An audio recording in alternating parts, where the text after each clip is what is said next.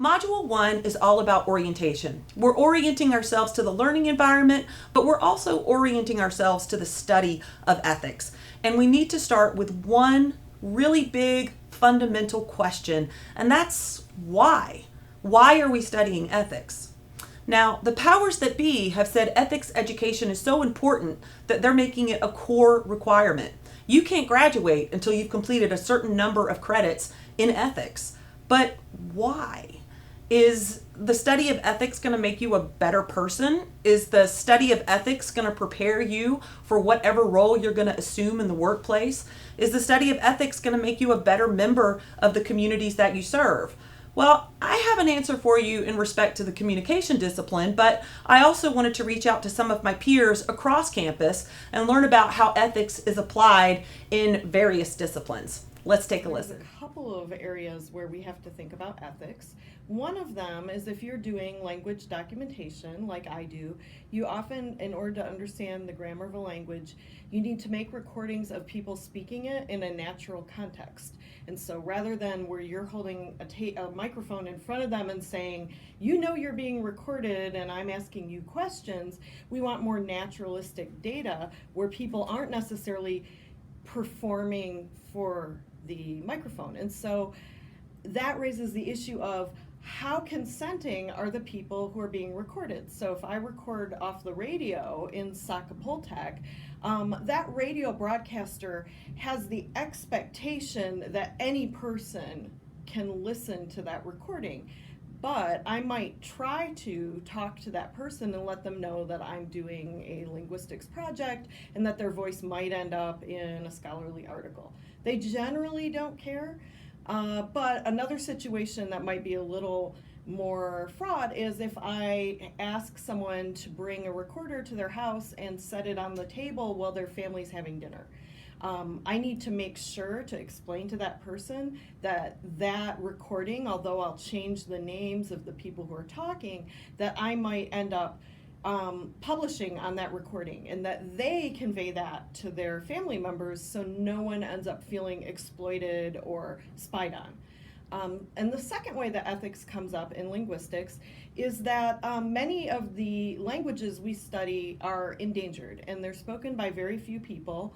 Here in Alaska, many of the speakers of Alaska Native languages, the smaller ones, are elders, and those elders have a limited amount of time and energy, and their community wants to learn from them. They're a resource. And so if I'm taking up an elder's time, what is the community getting out of that? And so we have to think about ethics in terms of not only like, am I protecting this person from being exploited by taking their voice and putting it in contexts they might not like, but also thinking about, I'm doing this research to advance my career, but what is the community getting out of that? And so we talk to communities and talk about, how can my research help you? And generally that isn't for me to just say, well, it's adding to the world's knowledge about languages.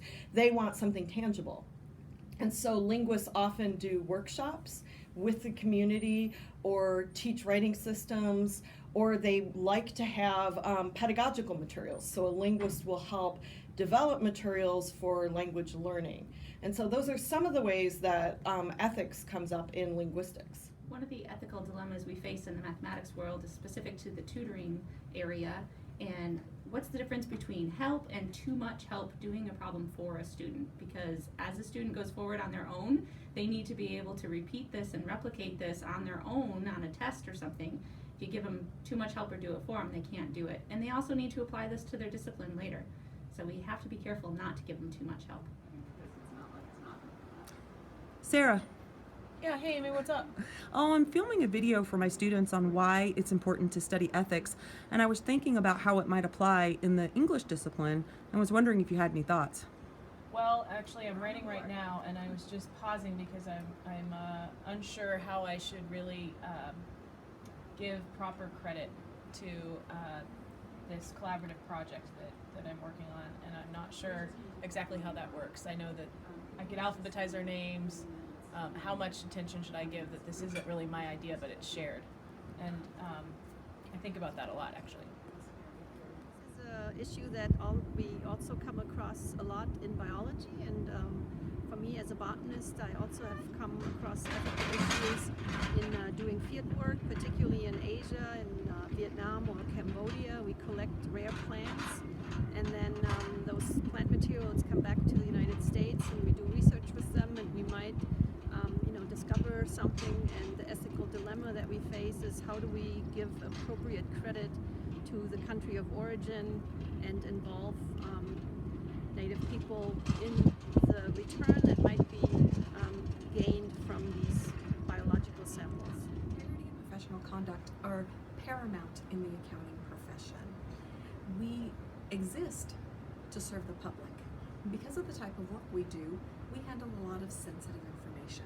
So business owners, shareholders, stakeholders rely on us to provide a valuable service, and more than that, to fairly represent the financial information of a company. So all of those things cannot happen if we don't adhere to the highest standards of integrity, the highest standards of independence, not only in appearance, but also in fact. Some things that I experience with ethics has to do with publication. So who gets the most credit for publication? Is it the PI that came up with the idea? Is it the funding source? Is it the grad student that did all the work? I really hope you enjoyed learning more about the application of ethics in disciplines across campus. We'll be relying on these throughout the semester as we explore what ethics means to us. But this is communicating ethics, so we're going to be focused on the communication discipline throughout the rest of the semester. And when it comes to creating constructs, the words we choose to use, the nonverbals that we send along with those messages have the potential to make our interpersonal relationships stronger, or they can destroy them. The constructs that politicians use have the potential to build the trust of the public or tear it down. The words and the images and the mass media messages have the potential to perpetuate stereotypes or help us change the way society views a particular group of people, a particular health issue, or a variety of different situations. So we'll cover all of that and more this semester. I'll leave you with this. Let's get back to this big question of why. I can't give you a definitive answer. This is something that you have to answer for yourself. The very first assignment you do will be a reflective piece where you look at all of the different factors in your life that have led you to the process you use when faced with ethical decisions. And then we'll revisit this question of why at the end of the semester. But between now and then, we've got a lot of work to do, and I look forward to seeing you in the discussion threads as we work through communicating ethics. Thanks, students.